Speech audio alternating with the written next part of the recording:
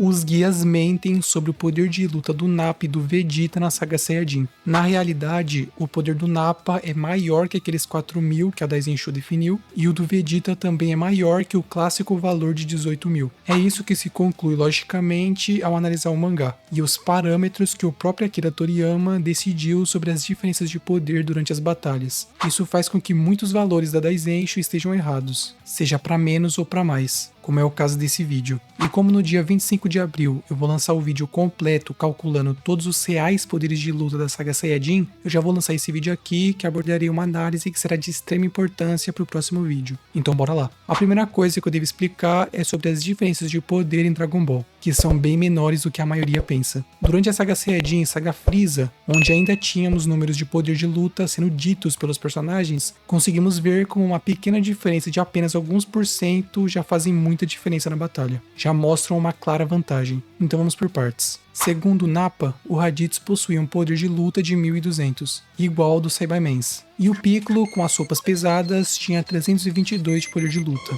Então o Piccolo disparou uma rajada de energia no Raditz e ele simplesmente ignorou o ataque. Sequer se defendeu, e aquilo não fez absolutamente nada no corpo dele, apenas levantou poeira. E pelos cálculos, o Raditz era 3,7 vezes mais forte que o Piccolo, o que parece bem alto, mas não é nada comparado ao que algumas pessoas acham que uma grande diferença deveria ser. Pessoas colocando um personagem sendo 10 vezes mais forte que outro só por ter se mostrado muito superior, principalmente no scaling de Dragon Ball Super. Mas enfim, a diferença entre ambos naquele momento era provavelmente bem menor, pois o Piccolo utilizou um ataque de energia, o que aumenta o poder do guerreiro. E além disso, eu também não acho que as sopas pesadas afetem rajadas de energia. Faz todo sentido que o Piccolo fique mais lento e mais fraco, mas não vejo lógica em usar roupas pesadas e diminuir a quantidade de energia que ele consegue liberar. Então, se contarmos a partir do poder máximo do Piccolo, que posteriormente descobrimos ser de 408, e adicionarmos um boost mínimo de 10% pela rajada de energia, concluímos que aquele ataque tinha pelo menos 449 de poder de luta, arredondando, o que já diminui a diferença entre ele e o Raditz para apenas 2,6 vezes. Mas a diferença ainda pode abaixar mais, pois ali o Raditz não estava em poder máximo. Sabemos disso, pois ele próprio diz durante sua luta contra o Goku e Piccolo que iria aumentar a potência dos golpes aos poucos. E após receber uma Kanko-Sapo de raspão pela primeira vez, ele diz que a brincadeira acabou e que agora iria acabar com ambos.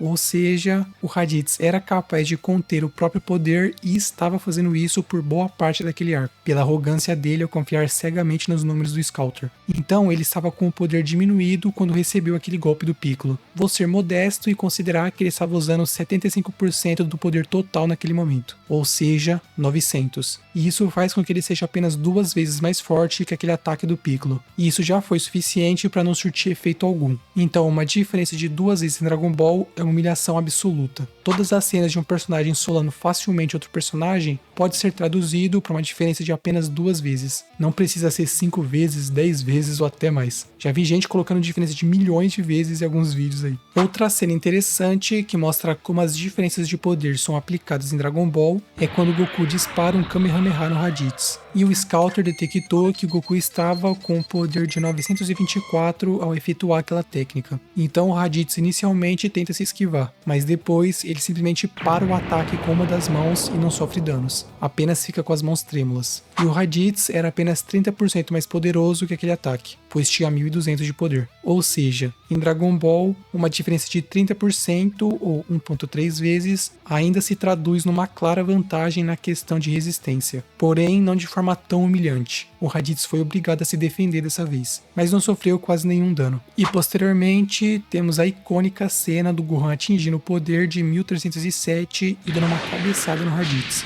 que o fez quase cair no chão. E aquele golpe realmente abalou bastante o Raditz, que ficou com a mão no peito e depois também disse que havia enfraquecido muito devido àquele golpe, a um ponto que nem conseguia se soltar mais do agarrão do Goku. Mas claro que aquilo também foi por causa do desgaste e ferimentos gerais da luta. Enfim, o Gohan com 1307 era apenas 9% mais forte que o Raditz, e mesmo assim o golpe dele foi muito relevante. E também tem o Makanko-Sapo do Piccolo que tinha 1330 de PDL, 11% mais forte que o Raditz, e já foi o suficiente para o matar. Porém, eu acredito que isso só foi foi possível, pois era um golpe perfurante. Todo o poder concentrado num feixe muito pequeno, pois em vários outros momentos vemos que uma diferença de só 11% não é o bastante para finalizar o oponente. É necessário bem mais. Mais pra frente na história, tem outro momento clássico onde exemplifica bem o que eu estou falando. A batalha de Gohan vs Cell. Todos viram como o Cell e o Goku Super Saiyajin estavam equiparados. Embora que o Cell fosse um pouco mais forte e levou vantagem na luta. E o Gohan era um pouco mais forte que o Goku naquele momento. Em seu estado de Super Saiyajin, estava ainda mais nivelado com o Cell do que seu pai. E tem muito debate se o Gohan já conseguiria vencer mesmo sem o Super Saiyajin 2, mas não é o ponto desse vídeo. O ponto é, após despertar sua transformação icônica de Super Saiyajin 2, o Gohan dobrou seu poder,